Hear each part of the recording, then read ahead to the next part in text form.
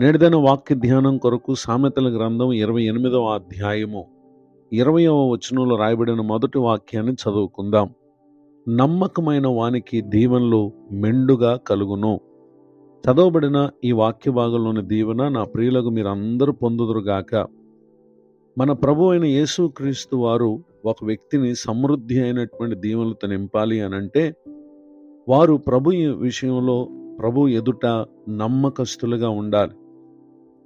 ఏ కార్యములోనైనా అపనమ్మకస్తులుగా, అశ్రద్ధగా కాక శ్రద్ధతో నమ్మకంగా ఉండేటటువంటి ప్రతి ఒక్కరిని కూడా ప్రభువారు మెండైన దీవెనలతో నింపేటటువంటి వారుగా ఉన్నారు. 101వ కీర్తన 6వ చరణంలో, నా యొద్ద నివసించున్నట్లు దేశములో నమ్మకస్తులైన వారిని నేను కనిపెట్టుచున్నాను అని ఇక్కడ ప్రభువారు చెప్పుటను మనం గమనించగలం. నిజమే, ప్రభువారు ఆయన ఏ విధముగా మనకు నమ్మదగినటువంటి దేవుడిగా ఉన్నారో, ఆయన యందు విశ్వాసం ఉంచిన వారు, ఆయనను అనుసరించేటటువంటి వారు నిశ్చయముగా ఇట్టి స్వభావమును కనుపరిచేటటువంటి వారుగా ఉండాలి. అనేక మంది పలు విషయాల్లో ఇతరులను మోసగించు వారుగా ఉన్నారు. మాట ఇచ్చి దాన్ని నెరవేర్చిన వారుగా, అబద్ధమాడు వారుగా, ఇలాంటి స్వభావము అది దేవునికి ఎంతమాత్రం కూడా ఇష్టం ఉండదు.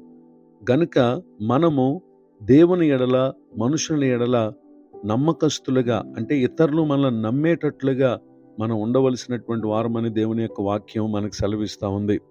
పరిశుద్ధ గ్రంథంలో రాయబడినటువంటి ఒక సంఘటన మనం పరిశీలన చేసినట్లయితే, నెహెమ్యా గ్రంథం 7వ అధ్యాయం 2వ వచనంలో ఇక్కడ రాయబడినటువంటి మాటను మనం చదివినట్లయితే, నా సహోదరుడైన హనానికిని, కోడకు అధిపతి అయిన హనన్యాకును యెరూషలేము పైన అధికారం ఇచ్చితని.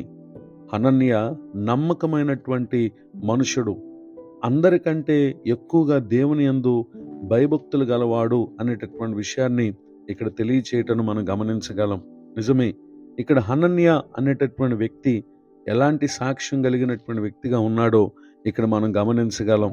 నిజమే, దేవుడు మనకు ఇచ్చినటువంటి స్థాయి అది ఏదైనప్పటికీ, కుటుంబంలో ఒక భర్తగా, లేక భార్యగా, లేక తల్లిదండ్రులుగా, బిడ్డలుగా, అన్నగా, చెల్లిగా, ఇలా మొదట కుటుంబంలో ప్రతి ఒక్కరు కూడా పలు విషయాలలో తాము ఉన్నతమైనటువంటి స్థానంలో ఉన్నవారు. అలానే ఉద్యోగంలో దేవుడు మనకిచ్చినటువంటి అధికారం అది క్రింది స్థాయి అధికారమైనా, పై స్థాయి అధికారమైనా, ఇరుగు పొరుగు వారి విషయంలో మనం నిశ్చయముగా మనకు అప్పగింపబడినటువంటి ఆ స్థానమందు మనము నమ్మకమైనటువంటి మనుషులంగా ఉండాలి.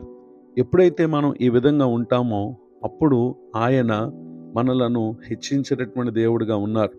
అలానే నెహెమ్యా గ్రంథం 9వ అధ్యాయము 8వ వచనంలో కూడా రాయబడినటువంటి వాక్య భాగంలో, అతడు నమ్మకమైన మనసు గలవాడని ఎరిగి కనానీయులు, హిత్తీయులు, అమోరీయులు, పెరిజ్జీయులు, యెబూసీయులు, గిర్గాషీయులు అనువారి దేశమును అతని సంతతి వారికి ఇచ్చినట్లుగా అతనితో నిబంధన చేసిన వాడు నీవేనని ఇక్కడ అబ్రహాం గారిని కూడా జ్ఞాపకం చేసుకుంటా ఉన్నారు వీరు. నిజమే, అబ్రహాము ప్రభు దృష్టికి అతడు నమ్మకమైన మనసు కలిగినటువంటి వ్యక్తి. ప్రభు తనతో చెప్పింది అతడు చేయుటలో వెనువెంటనే తన ఇష్టాన్ని తెలియపరిచినటువంటి రీతిని బట్టి దేవుడు అతను ఆశీర్వదించాడు. గనుక ఇక్కడ మనం రాయబడినటువంటి వాక్య భాగంలో మనం చూస్తూ ఉన్నాం, కనానీయులు, హిత్తీయులు, అమోరీయులు, పెరిజ్జీయులు, యెబూసీయులు, గిర్గాషీయులు అనువారి దేశమును అతని సంతతికి ఇస్తానని చెప్పి, అనగా అబ్రహాం సంతతికి ఇస్తానని ప్రభువారు ఇక్కడ జ్ఞాపకం చేస్తున్నటువంటి విషయాలను మీరు ఇక్కడ గుర్తు చేసుకుంటూ దేవుని సన్నిధిలో ప్రార్థించటను ఇక్కడ మనం గమనించగలం. అదే రీతిగా నెహెమ్యా గ్రంథం 13వ అధ్యాయము 13వ వచనంలో కూడా, నమ్మకము గల మనుషులని పేరు పొందిన షెలెమ్యా అను యాజకుని, సాదోకు అనే శాస్త్రిని, లేవీయులలో పెదాయను ఖజానా మీద నేను కాపర్లుగా వారిని నియమించితిని అని కూడా ఇక్కడ తెలియచేయటం మనం గమనించగలం. అంత మాత్రమే కాక వారి చేతి క్రింద మతన్య కుమారుడైన జక్కూరునకు పుట్టిన హనాను నియమింపబడెను అనేటటువంటి విషయాన్ని ఇక్కడ మనం చూస్తూ ఉన్నాం.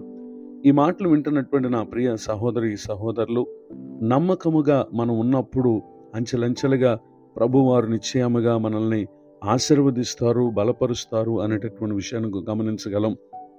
మత్తయి సువార్త 25వ అధ్యాయము 21వ వచనంలో యేసుక్రీస్తు ప్రభువారు ఒక సంఘటనను ఇక్కడ జ్ఞాపకం చేస్తూ ఆయన పలికినటువంటి ఒక మాట ఏంటంటే,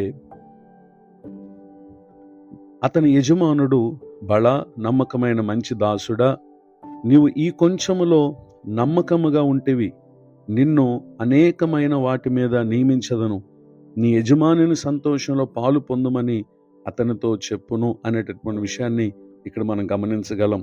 నిజమే, పరలోక రాజ్యం గురించి ప్రభువారు చెబుతూ 5 తలాంతులు తీసుకున్నటువంటి వ్యక్తి మరి 5 తలాంతులు తెచ్చి అవి ప్రభు దృష్టికి తాను ఎప్పుడైతే వాటిని అప్పచెప్పాడో, నీకు 5 ఇస్తే మరలా 5 సంపాదించావు గనుక నీవు నమ్మకమైన మంచి దాసుడు అని ఇక్కడ ప్రభువారు అతను మెచ్చుకుంటున్న మనం గమనించగలం.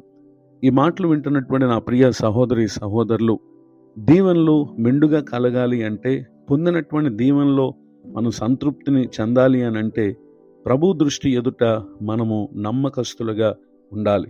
ఈ స్వభావం మనలో ఉందో లేదో ఒకసారి పరిశీలన చేసుకుని, దీనిని కలిగి ఇప్పటి వరకు ఏ ఏ వ్యక్తులు నమ్మకస్తులను పిలువబడి పరిశుద్ధ గ్రంథంలో మంచి సాక్ష్యాన్ని పొందారో, ఇహమందు అలానే పరమందు మనం ఇటు మెప్పును పొందువారు మగునట్లు పరిశుద్ధాత్మ దేవుడు ప్రతి ఒక్కరికి తోడి నడిపించునుగాక.